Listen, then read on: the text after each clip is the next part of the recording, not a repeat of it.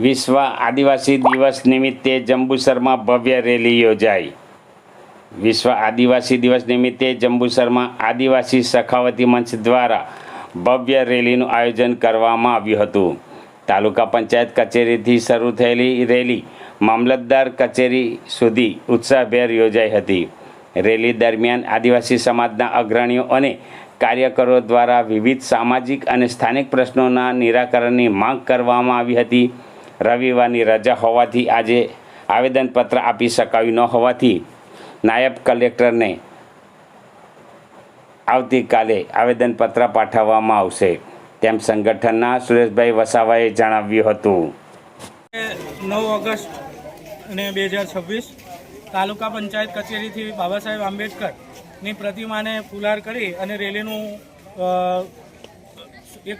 Start કરી અને ટંકારી ભાગોળ થઈ અને પ્રાંત સાહેબની કચેરીએ આવેદનપત્ર આપવાનું હતું, પણ સાહેબશ્રી હાજર રહેલ નથી, એટલે અમે આગેવાનો કાલે ભેગા થઈ અને કાલે પછી આવેદન આપવાનું નક્કી કર્યું છે। પણ સાહેબ આજે હાજર કે કોઈ અધિકારી હાજર નહીં રહ્યા એનું અમને દુઃખ છે।